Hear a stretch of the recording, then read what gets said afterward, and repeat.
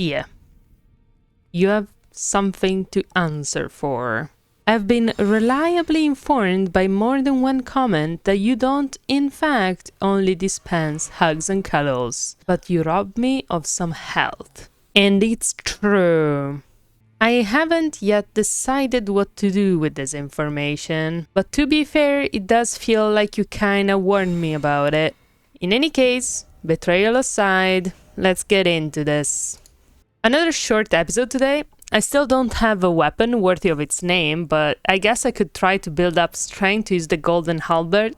The problem is I don't really like how it looks, which is obviously very important. So let's just say we're on the lookout for something better. I observed the map for a bit. I haven't explored the Mistwood and surroundings basically at all, but I'm fairly content with my exploration of the southwest of Limgrave. So I could either go back to the Mistwood, go towards the castle, or go south to the island. Grace is guiding me there too, so why not? But before deciding, I decided to go chat with Varre. By the way, the icons that show where characters are were implemented after I dropped the game the first time around, and I really think they help out a lot. I know it's controversial because the Souls fandom only really likes things that you cannot possibly remember or understand without an hour-long YouTube video, I know. But I, for one, appreciate having some instruments to keep track of who's who and where they are, at least. Barre smugly compliments me for getting invited to the cool guys table. He's kind of bitter about it, to be honest, which makes me think he's being excluded for some reason. He asked me if I want to earn my place or whatever, and first I say no, because I'd like to have an attitude. But then FOMO strikes, and I say yes, just to not miss out on a quest or something. He tells me, surprise surprise, that I need to kill Godric to get his grey rune, and to request an audience with the two fingers. He also calls Godric decrepit, which is not nice. I'm also still not sure what everyone really means with the word grafted, either. I think it means, like, stitched together. In either case, all this pressure makes me want to postpone fighting Godric as much as possible because I'm a rebel and all that. I try to understand how the incantation darkness works. It seems to put some fog on the eyes of someone, but I need to be really close for that to happen, so I'm not so sure about the practicality of it.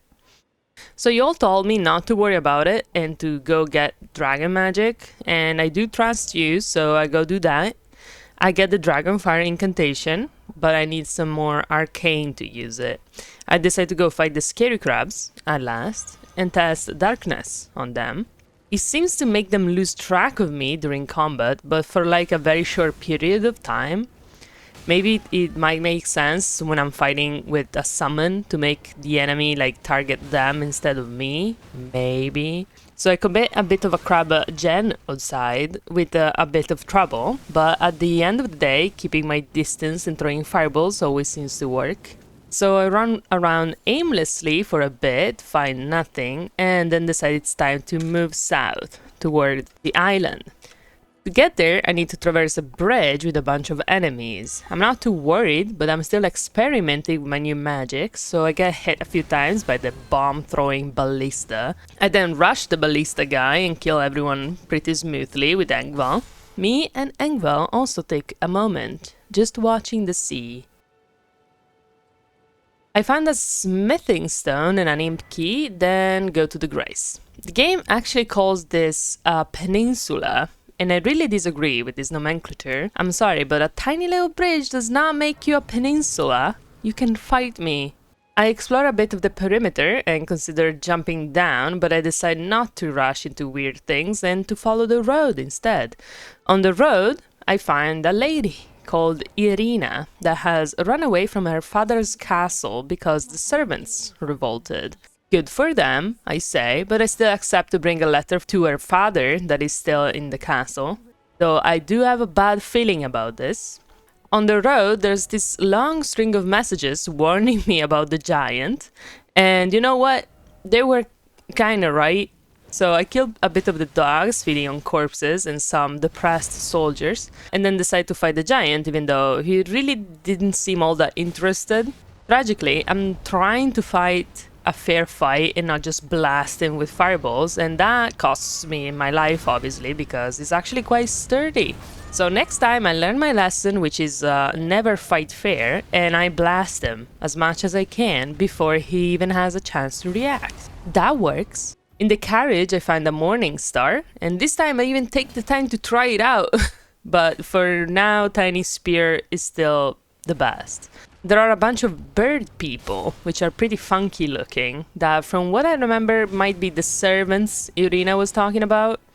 A bit up the road there's a beetle that drops me an Ash of War for long-range weapons, which is useless to me. And near there's a Grace and a merchant. I buy basically all I can, especially the armor, to check if it's better than the one I've got. It's not better really, but it's a change, so I'll keep it on for a little bit. I continue towards the pillar with the map, and I am greeted with an arrow of titanic proportions. I rush them up and go back up to think about what I want to do, actually. There's an interesting spot near me, so why not go there? Get yeeted up with Torrent, best mechanic in the game, and I find a turtle shell shield. Clothing and weapons that look like animal parts are like a pet peeve of mine, so I'd never use it, sorry. There's also some worming stones, which from the description seems to imply that maybe in the past the Erdtree was warmer or something. I jump down the tower and perimeter the area. You've heard correctly, perimetering is now a verb, I've decided. There's some wolves, a half compass thing, and an interesting tower. I spent like 20 minutes trying to locate an owl that I can hear but cannot see. I am not successful. In front of the tower, there's a book that tells me to find wise beasts. I kinda hope that I'd finally find the owl, but they actually meant ghost turtles hidden around the tower, which is like a new puzzle mechanic that I'm not familiar with in other Souls games, so that's interesting. I feel a bit bad having to hit them, but I successfully gain access to the tower. On the top floor there's a memory stone, which is appreciated as it lets me equip more spells. I already bought one before. I kinda wish there was something else too, like a spell or a weapon. A weapon please, but it's okay. Can't find the owl, even from above, so eventually I move on. I go downhill and climb a ruin. I take a moment to look around with my telescope and, you know, see the trees and spot an owl. I'm so excited, I almost fall to my death. It's not the one I was looking for, but it is an owl nonetheless, so obviously we chill a bit.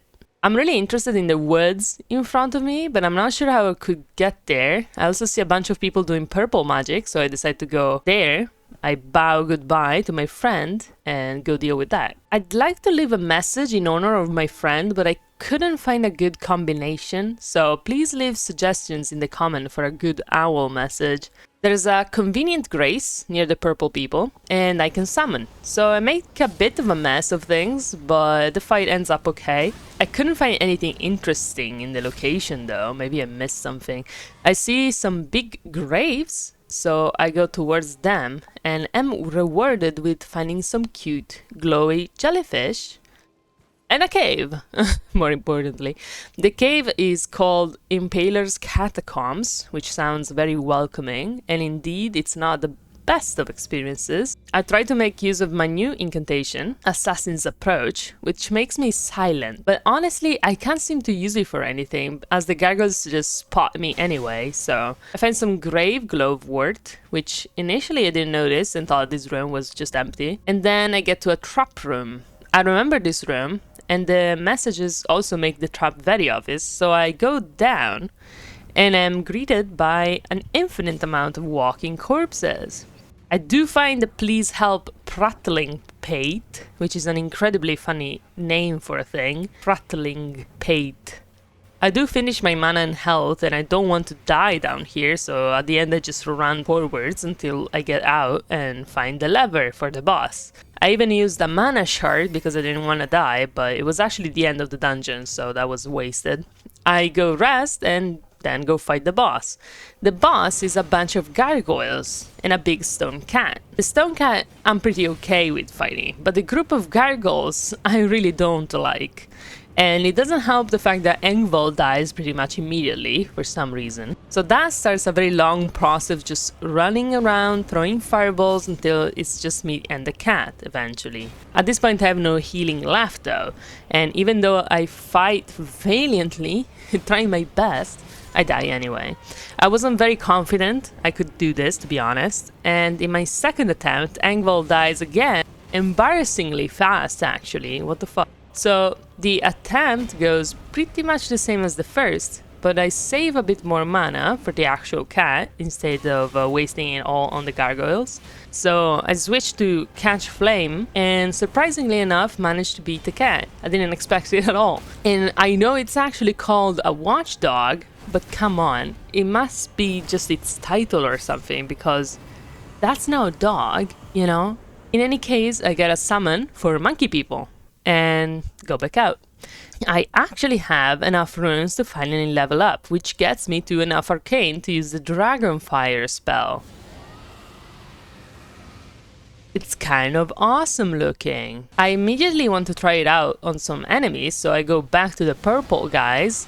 My expectations get crushed immediately as seeing it, because it doesn't do all that much damage, even though it does look like the range is pretty insane. So after that experimentation, I perimeter a bit more, find an imp key, and spend some more time playing around with my new crazy dragon spell. So that concludes today's shorter episode. Let me know if it was too short, and also let me take a moment to thank everyone who's leaving comments in my videos because it's giving me a lot of motivation to keep going. So if you're new to the series, do check out the playlist of the previous episodes. And again, thank you A-Bomber, Entropy Wins, Little Swine, Tonno, Tonante and Clerking for the advice and compliments in the comments, and see you next time.